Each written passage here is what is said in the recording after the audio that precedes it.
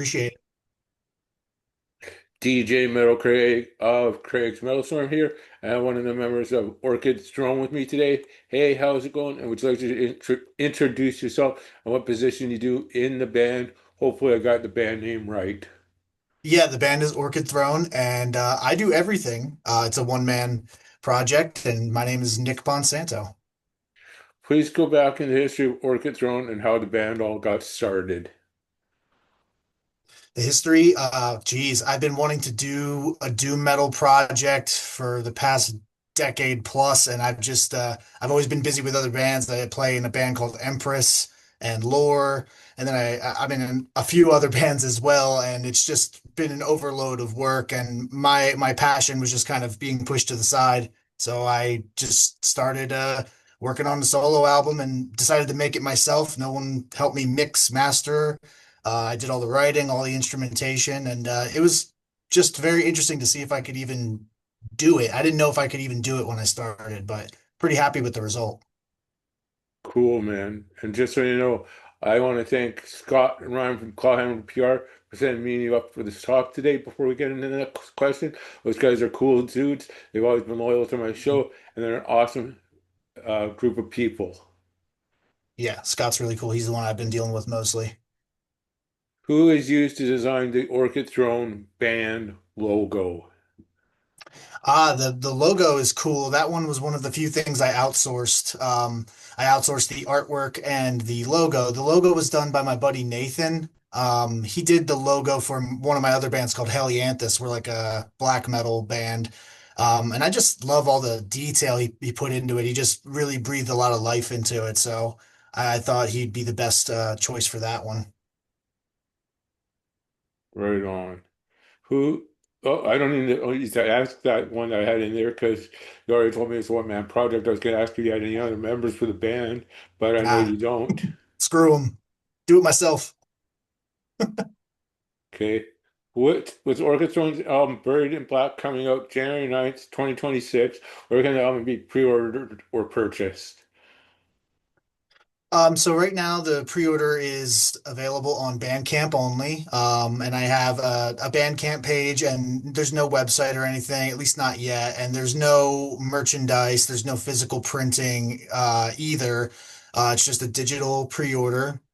And I'm thinking after the album comes out, I'll make some CDs and some merchandise, some shirts. I just don't believe in like selling a logo without something to back it up. I think a band should, if you're a fan of the music and you want to wear the shirt and have the CD in your car, then that's awesome. But I didn't want to jump the gun and make people buy something that they don't even know about yet. I understand you there, man. What are the band's immediate music career goals? Oh, I'm sorry. What bands are my goals? What was that? What are the band's immediate music career goals and Orchestra's immediate music career goals? Oh, the band's goals. Okay. Yeah. Man, I guess my goal was really just to put myself out there. People know me as a bass player mainly, and I played drums in bands as well. So people know me through that, but they don't know about the fact that I play guitar at home. I write stuff. I play a little piano. I sing too, which no one's ever really heard me sing apart from, my partner. Um, and it's just a matter of like wanting to put myself out there and just to see if people like it, because I have a lot of ideas and I do try to present them in the bands that I'm in, but none of the bands are exactly doing what like I personally want them to do. They're all like established identities, power metal, black metal, thrash metal, whatever. And I just really wanted to do something that I wanted to do. And I was like, I think me, myself, and I can achieve my vision. I just hope that like my abilities on guitar, vocals, bass, whatever, can yield the result that I'm after. So I just want people to hear me. I want to be me, and I want to see if people like it. And if they like it, I'm going to keep making more, and maybe someday get some live musicians to bring it to life. But that's not in the cards. I'm not. This project isn't meant to be a live band. It's really just I want to put some music out there, put it online, and see what people think. And I just want to keep creating. I'm a very creative person. I love just making art. That's why I'm in so many bands. So I just want to make my own art and see what people think. Don't know if this question got answered earlier. Who designed the Bird in Black album art? Right. So the album art, that was my buddy Ryan Gassaway. I met him a long time ago, around where I grew up in New Jersey. Um, he's just a really talented artist. He's a painter by trade, actually. And I saw he was doing a lot of like anime related art. Like he like paints Gundam and stuff like that. And it's totally not the style for this type of music or anything, but I just thought his art was really nice, and he's never done a like a death metal album cover for anyone. So it was another thing to be original, to use someone that hasn't been used a million times by every other artist and create something new and fresh. And I love what he did. He actually took a piece of wood, like particle wood, and he painted black into the center, so it looks like it's like falling in. It's almost like an optical illusion. It's like a 3D effect, and he just really captured the idea of like being buried down in a black hole, just being lost at the bottom of a pit, which is exactly what I was going for. Right on. And just so you know, the album art is actually sick and awesome. I saw it in the Yeah. MP3 player when I was using it to listen to the full-length album, which I got thanks to Call PR for preview. And let me tell you this, buddy, that album is sick and badass. Hell yeah. I'm glad you like it. I hope people realize, like, I held up the actual piece of wood that I have. It's actually upstairs now, but I wanted people to realize like what you're looking at. It really is just a piece of wood, and it's an illusion. I just thought that was really cool. It's just different. This next one might get you on a bit of a rant. What's your opinion on AI generated art? Ah, yeah, okay. I see. Well, that's a hot button issue. Um, So back when it first started and it became a thing, I thought it was like my initial reaction years ago was, ew, no, why are we doing this? But then I quickly realized, well, we can't stop it. And I sort of embraced it a little bit in the early goings before I knew much about it, because I was like, well, this could be useful, at least for sketching ideas, for content, things like that. But I never thought people would use it for, their actual album cover, or nowadays even writing music. Like songs are just AI now, fake bands. And um, as an artist myself, I absolutely despise it. There's no faster way for me to turn your record off if I think it's, AI. And um, so while I don't want to knock its potential for good in the world, I think AI could be very useful in some ways. I think art is the last place that it really needs to be. Uh, Maybe like as tools for music producers. There's definitely like in the realm of tools, I think AI can be useful, but it shouldn't go beyond that. And I am really getting honestly pretty disturbed at how rapidly it's growing and being used and adopted by people. If I were the president right now, I would just turn the switch off. I would just ban AI and figure out, like, we opened Pandora's box, in my opinion. And I think we need to figure it out. And I don't really trust the capitalistic ways of the world to handle AI properly. So it's scary. It's very scary. My personal opinion on it is I think it's going to take away from the artists that are currently out there trying to make money and make a living because everyone's trying to switch over to that. And then when they eventually do switch over to that, they're going to charge more for it. And Yeah. then it's going to take the art and really screw up the funding for it. Yeah, and artists are already struggling so hard in this world now. I mean, it's so hard to do anything and make any money on it. And it's like, why are we polluting our own waters? Like, and any artist that's doing it on purpose, it's just like, I don't know what your goal is here, like a quick buck. It's bad. And then you find out that AI is like ripping off people because it's trained on, other people's work. And then there's a whole thing there with like who owns what, and it's just a mess. That's why I was like, I would just turn it off. I would turn this off now until we need to have long discussions about it, laws passed. I don't know. It's just a scary world we live in. I guess there, man. We're going to move on to the next question. Of what advice do you have for people who want to form their own bands? Another bit of a Ooh. rant one. Yeah.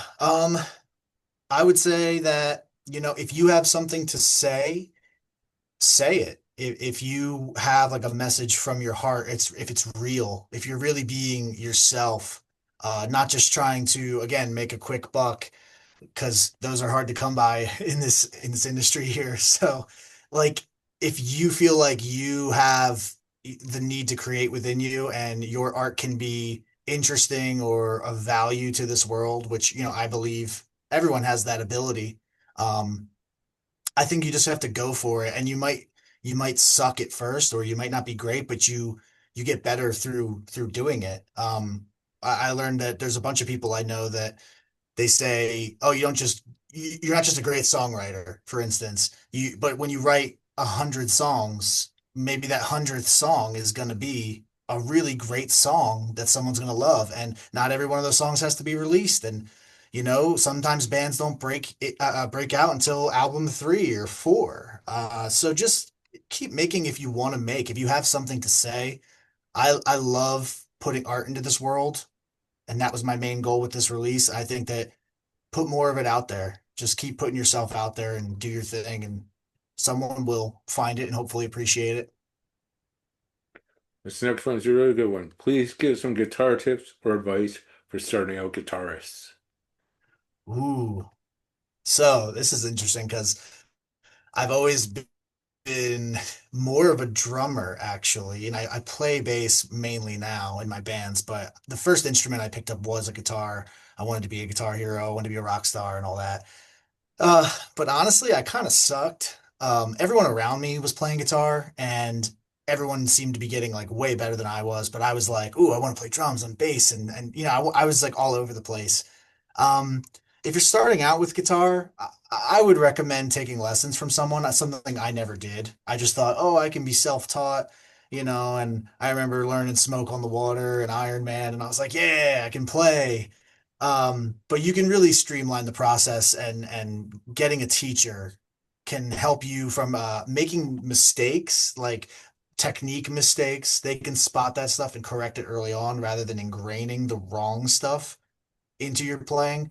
So yeah, just pick up the instrument and start noodling around. And as soon as you can find someone who can show you the ropes, just follow the path of someone who knows what they're talking about. Don't do what I did, because I could probably be light years better at guitar today if I took lessons. Right on. And pardon the sneezing and coughing a little bit during the interview. I'm actually under the weather a bit while doing this, buddy. I've been doing a lot of showing. I've been walking places to meetings and all that. I'm Mm, just worn out, but I'm still getting my job as a radio DJ done. hell yeah. Well, I hope you feel better. Yeah, I will. Just gonna be a little while before I get back to health. And the next one I want to get to deal with question-wise is I'm going to get you to talk about my personal favorite song off the whole album. What were the themes and concepts behind the song Guilt? Ooh, that's your favorite, huh? Oh, wow. Um, so Guilt is interesting because it's the oldest composition on the record. I I was just in a really, really bad place a long time ago, like well over a decade ago. I was in a really bad place and dealing with some I don't want to get too into it, but dealing with some people who were causing these feelings. And I picked up my guitar and I played that. And I recorded myself with my phone. And I really loved the opening idea, and it's really simple. The opening idea leads into the second part of the song, which is the same thing, but it's now heavy and distorted.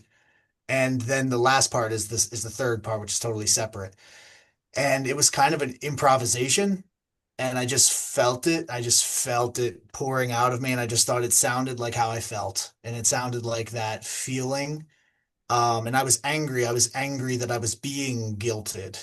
And so there's bitterness and there's guilt, and it's sad.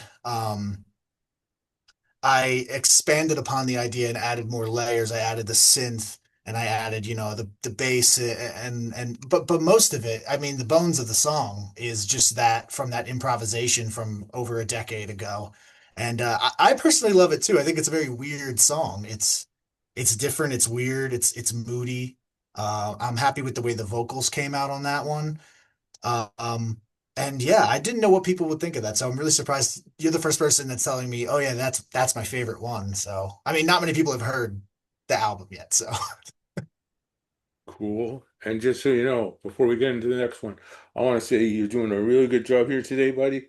We're going to have a good couple of station IDs near the end of the interview. But the next question I have for you is, what social media outlets can the band be found on, such as Facebook, Instagram, TikTok, or that kind of thing?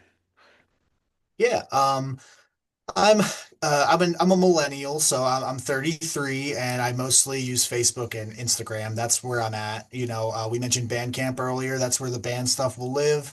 I just added a TikTok account yesterday or 2 days ago. I've been making all these like really silly reel videos for Instagram just to, get some attention on the single. And I was like, if I'm posting them on Instagram, I can post them on TikTok. So you can find me mainly on Facebook and Instagram, but also TikTok and Bandcamp and YouTube. The YouTube channel doubles as my own personal YouTube channel, which is also Orchid Throne will live there. So everything I do, vocal covers, Orchid Throne stuff. It's all on there. Right on. And this next one is a really good but tricky one. With the January 9th album, Buried in Black, coming out, what are the band's foreseeable futures? Is there plans for any new albums, splits, or any of that kind of ideas in the works? So plans for new albums and stuff like that. That's the question. Yeah, like after the album's dropped, is there any ideas for a new album or a split with another band or that kind of thing in the works? Um, New so music. in the works, I would say there was a lot of material that I was writing for the album, and I wasn't sure if I was making an album when I started doing this. I was like, maybe I'll just release singles, but I wrote a lot more than what's on this album, and I sort of stopped myself and I cut it short, and I was like, I kind of see a picture forming, and I was like, I feel like if I have something to say as a full album. So, if you listen to the record, it's not a concept album, but it's thematic and it all works together to paint a picture. And I kind of capped myself. I was like, I don't want to put everything out there. I don't like albums that are too long for the sake of it. You got to say something and then get out of people's hair. So there's a lot more material. And I am planning on, there will definitely be an album too. That'll probably take me some time to work on. I also have my other band's albums will be coming out with Lore and Empress soon. All my bands will be releasing albums soon. But I think what I want to do after this album is a smaller release. Like I might do an EP or like a single, because I have so much extra material, and I'm like, maybe I can that didn't fit on this. Maybe I can like make a statement, a smaller statement, either maybe the end of next year or the following year. Like I want to keep putting stuff out there. I have a lot more ideas to get out there. Cool, man. And just so you know, if you decide to do a split at all, my band, when we get around to being back together off a 20-year hiatus, me and my girlfriend are the vocalists in it. I would love to do a split with your doom metal project. Oh, yeah. It's funny. Me and my guys in Helianthus, we were talking about splits last night, actually, on a call. I think splits are really cool. It's like almost old fashioned, but I think not enough metal bands are doing splits. And yeah, I could be into that. The work might be difficult, but and I think that's the barrier of entry for people is just like working with others makes it even harder. That's why I went inward and just did a solo thing. But I'm open to anything, whatever may come. Let's see what happens. And here's a little sample of something. You know of Cradle of Filth, right? Oh yeah. The moon she hangs like a cruel portrait. I can do Danny's lows. I can go into Danny's highs.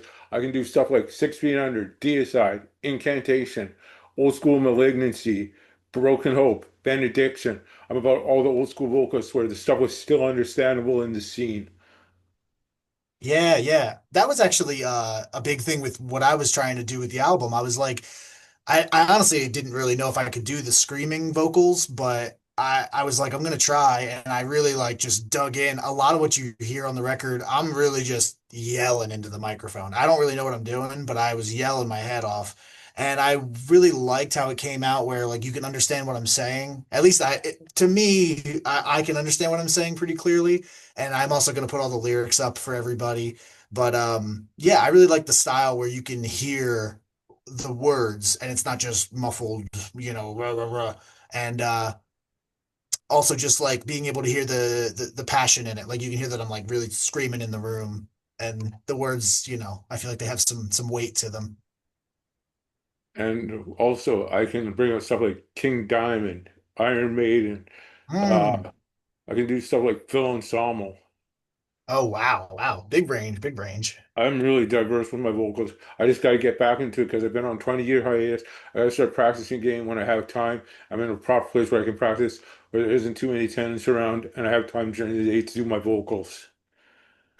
Yeah. When I lived in an apartment before moving to Baltimore, uh it was really hard. I was struggling to write my stuff because I would sing all quiet and I was like, I don't want to disturb people. And then as soon as I moved out here, I was like, oh, I can set up my studio and I can scream my head off in my basement. And I think that's really what gave birth to the album. I'd been writing and working on these ideas for years and years, man. So to finally like be able to like put my nose to the grindstone and like just get it done because I have the ability to now. Right on. And that leaves us with the last question of the interview. What new band news do you have on the Orchid front, as in anything we might have missed for the fans that would be interested in you guys? Um, so wait, do you mean like News, in like the new stuff album? that might be coming up that the fans would be interested in that you haven't disclosed yet in our interview. Oh, okay. Well, this is my first interview as a band, and this is my first album. I don't really have anything upcoming for people to know. Like I said, there's no shows. But I would say that the best thing you could do is to follow me on, my social media accounts and to check out the album when it drops on January 9th. And if you like what you hear, I'm gonna keep making more and I'm gonna keep doing new things. And yeah, like I said, especially if there's enough interest in it, I might one day take this out and play some shows. I might do a split. I might put out another little EP, and I'll definitely be making more music. So I would say to just follow me and just see what I do. I'm very much like an open book, and I'm very fluid. So if I have an idea, if I'm doing something, you'll hear about it from me, and it could be a spur of the moment thing. I like to live a little spontaneously. Right on, man. And now at least with the two station IDs before we get out of here. The first one is, hey, this is Nick of Orchid Throne, and you're listening to Mangled Music Radio. Whenever you're ready, buddy. All right. It's Mangled Music Radio. Hey, this is Nick from Orchid Throne, and you're listening to Mangled Music Radio. Yep, you got that one right, buddy. I And was the like second forgetting one's it. the same, but it's for Craig's Metal Storm, Craig's Metal which is Storm. based Same off thing. the Metal Storm NES video game from back in the 80s. Oh, nice. Yeah, yeah, yeah. So wait, it's Craig's Metal Storm, and it's Craig's basically Metal the Storm. same ID you did before. Whenever you're ready. Craig's Metal Storm. Hey, this is Nick from Orchid Throne, and you're listening to Craig's Metal Storm. Cool. Thank you very much for the time, and thank you very much for the interview, Nick. You have yourself a wonderful rest of your evening, buddy. All right, yeah, and I hope you feel better, Craig. Thanks so much. Okay, I'll get the interview up on YouTube as soon as I can, and I'll put it up on the station as well. Right on. Thanks so much, buddy. Appreciate you. Have a good one. Bye. Yeah, take care.